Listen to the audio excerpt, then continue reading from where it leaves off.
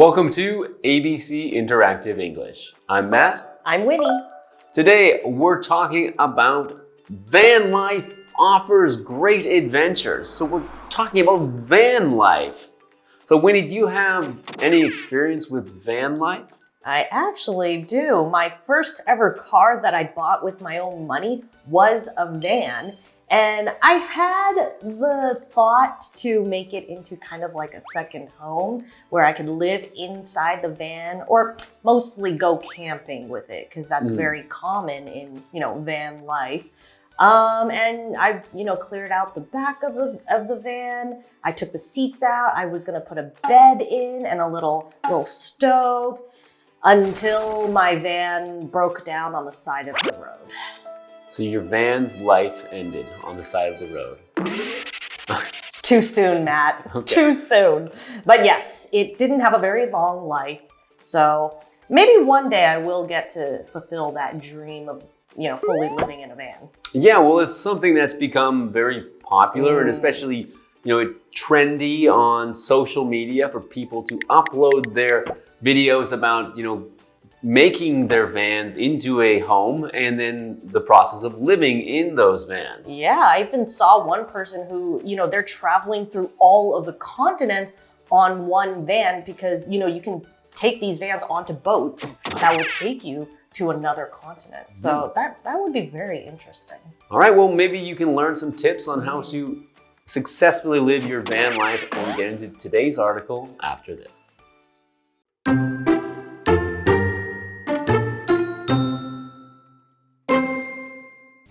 Most people use vans to move things. Now, some people are turning their vans into little homes on wheels. They can add a bed, a stove, and even a shower.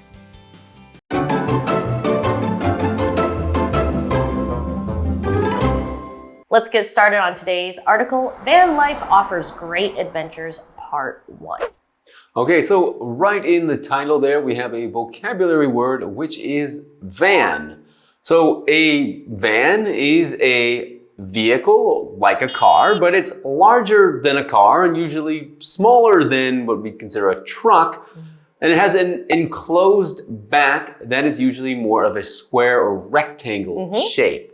So you would think of it as looking like a big rectangle on the road, but it's usually not so big that you can't park it in a normal parking spot, and that's what makes it great for van life is because if you had big truck life, it wouldn't be as convenient to use it like a regular car. Yeah, it wouldn't be good on rainy days. That's right. Okay, so back to the article.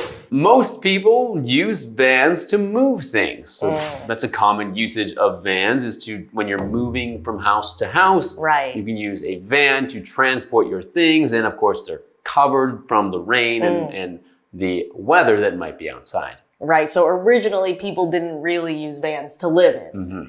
Continuing on, now some people are turning their vans into little homes on wheels. And of course, a wheel is it's a round circular object that can turn things. So you could use it to control things, like for example, a boat, you can use the wheel or a car to a steering wheel.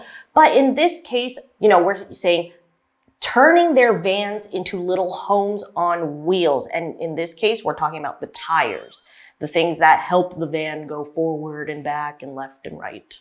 Yes. So many vehicles have wheels, including, a bicycle has 2 wheels, a car has 4 wheels. All these things have wheels. Right. So let's get back to the article. They can add a bed, a stove, and even a shower. Yeah, that's hard to believe, but it's been done before. So a stove is a heating appliance. It's something that you have usually in your home, and it's something that can be used to either heat a home or to heat food on top of it or to cook food on top of it. And usually a stove will either use electricity or maybe some other kind of fuel which will make it hot. So you can even have a wood fire stove which would burn wood inside to make it hot so that you can cook food, boil water, and just make your van warm also. Oh, yes, very good. And also, they can even add a shower. And a shower is a place where you can bathe with water. But usually when we're thinking of shower, we're thinking of, somewhere where you can stand and have this showering water. So it's a lot of droplets of water falling on your head. Or you could even say there is a shower outside whereas we're talking about rain. Like it's showering. Yeah, I would think it'd be hard to have a full shower inside a van because I think usually the space inside is hardly tall enough for you to stand. Yeah. So to have a full shower would be difficult, but I know there's many ways you could install a shower like on the outside with a curtain that goes around so no one can see you. Yes, exactly. But it is really hard to install a shower. But I think there are so many people online who are so good with, like you said, finding creative ways to include a shower. Like you said, it might not be on the inside of the van. It could be on the outside. But for example, if your van isn't tall enough for you to stand, then you would probably need to, But there are people who have been doing bus life. That's true. So bus life would allow you some more space, a bit of a bigger home environment. But I've seen a lot of the videos online with these van life people. Yeah. And it's pretty cool, some of the stuff that they have in their vans. It's like not just stoves and showers. Some have TVs, full beds that like go up and down to give you more space. Yeah. And it's almost like a tiny, like they said, a tiny home on wheels. Yeah. And you don't have to, just stay in one place. You could go anywhere. One day you could go to the beach. The next you could go on a mountain. That's right. So you don't have to get tired of the view from your window because the view would always be changing, allowing you to live in different places all the time. Sounds like a plan for me, but we'll learn a little bit more about van life after the break.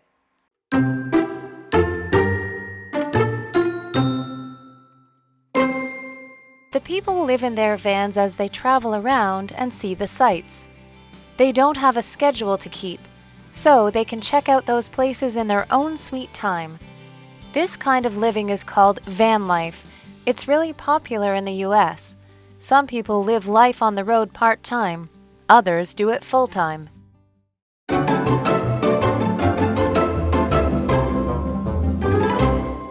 Welcome back. Before the break, we were talking about van life and how some people these days have converted vans into little homes on wheels. And they've done that by adding things like beds, and some of them even add stoves or even showers inside a van. So it's one way that you can, bring your home with you everywhere you go. Right, exactly. So continuing on with the article, the people live in their vans as they travel around and see the sights. They don't have a schedule to keep. So a lot of people use van life because they love camping or going to different states, for example, if you lived in the US, and they really maybe don't want to fly. Right? Yeah. So we have the word schedule, our noun, and it means a plan for activities or your tasks that usually has times and dates. So it's a little bit more specific. So for example, every day I wake up at 8 a.m. and by 9 a.m. I'm out of the door. That's the schedule that I keep. You could also use schedule as a verb to schedule something. So to plan something. Yeah. All right, continuing with the article. So they can check out those places in their own sweet time. Right. So they don't usually work a 9 to 5. Well, I would say that, probably most of these people, if they're doing it at least for a long term, a longer period of time, they probably are working in a job that they can do remotely. Maybe they can do their job on the internet, so they just need to find a cafe or somewhere with an internet connection wherever they are in order to do their job. And others might do it for a shorter time who are just taking a long vacation or a break from working. Right, exactly. So continuing on, this kind of living is called van life. It's really popular in the US. And actually, I have noticed a lot of van livers. people who live the van life in Taiwan, actually. Oh, really? Okay. Yeah. So as people know, I actually live in Yilan, and a lot of the times when I'm driving to work here in Taipei, I will see a lot of vans or even mobile homes. Mm-hmm. Well, I think this kind of van life has become popular in the U.S. because, U.S. is a very big country, so it's easy to drive around and see all the sights. And unlike in, Europe, there's not as much rail transit. So yes. it's not easy to travel around the U.S. by taking trains or even by buses. It's not as convenient. Yeah. So to travel around the U.S. and try to see every part of it, van life kind of makes sense because you're going to have to drive to these places anyway. So you might as well bring somewhere to sleep with you. Yeah, that's true. Because even while you're at, maybe let's say you're in a different state, you will, like you said, need somewhere to live, but you will also need to drive to all these sites that you want to see anyway. Mm-hmm. Yeah, and hey, you don't have to pay for a hotel. That's right. So back to the article. Some people live life on the road part-time. Others do it full-time. So that's like what you were talking about, how some people, they get to do like this whole, like their dream basically for their entire, that's the way they live. Mm-hmm. But some people, they might have a job. And so they only do this in the summertime. Well, some people only work part-time. So part-time means that it's part of the time or part of your time. So you're not using all of your time or all of the time available to do something. So when we say that someone works part-time, maybe they only work 2 or 3 days a week, or maybe they only work afternoons.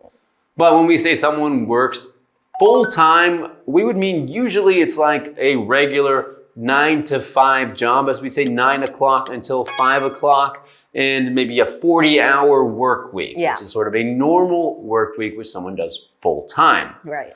But so when we talk about being on the road part-time or full-time, that means that maybe someone spends a few months living van life and then goes back to regular life if they're doing it part-time. But if they're really doing van life full-time, then that means all year, all the time, they are living in a van and moving around from place to place. Right, like some people have a van as their kind of second home, but then they also have a regular house that they can store all of their stuff in. But when you're doing a full-time van life, then you have to be very careful with what you bring with you. Yes, absolutely. You don't want to have anything extra. And you want to make sure you have enough, though, to live your life. Exactly. But this is a very interesting topic, one that I would really enjoy. And I'm excited to learn more about part 2 tomorrow.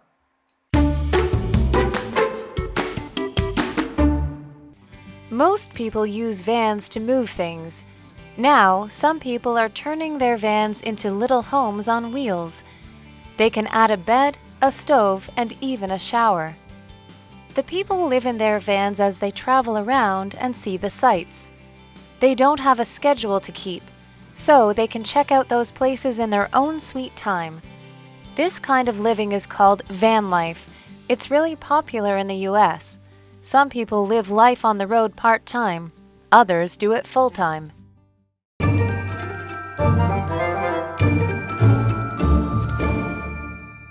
Hi, I'm Tina. 我们来看这一课的重点单字。第一个 wheel 名词，轮子。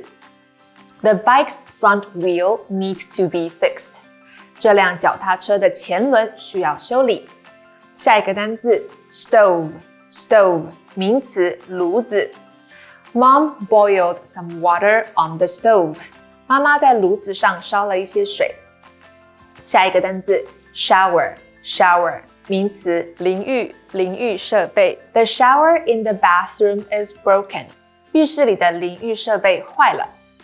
最后一个单字 schedule 名词，行程表。My schedule for next week is already full. 我下周的行程表已经排满了。接着我们来看重点文法。第一个 see the sights 观光。sights 在这里是可数名词，意思是景点、名胜，惯用复数哦。我们来看看这个例句。We spent the afternoon seeing the sights in the old town. 我们下午时在老城区观光。下一个文法 in one's own sweet time. 以某人的节奏步调，指的是按照个人舒服的节奏，自在的形式。我们来看看这个例句。I like to travel in my own sweet time. 我喜欢按照自己的节奏旅行。最后一个文法 on the road. 四处旅行。尤其指的是乘坐陆上交通工具到处旅行，或者是居无定所的生活模式。我们来看看这个例句 They have been on the road for months. 他们已经四处旅行好几个月了。以上就是这一课的重点单字跟文法，回去记得复习哦。我们下一课再见，拜拜。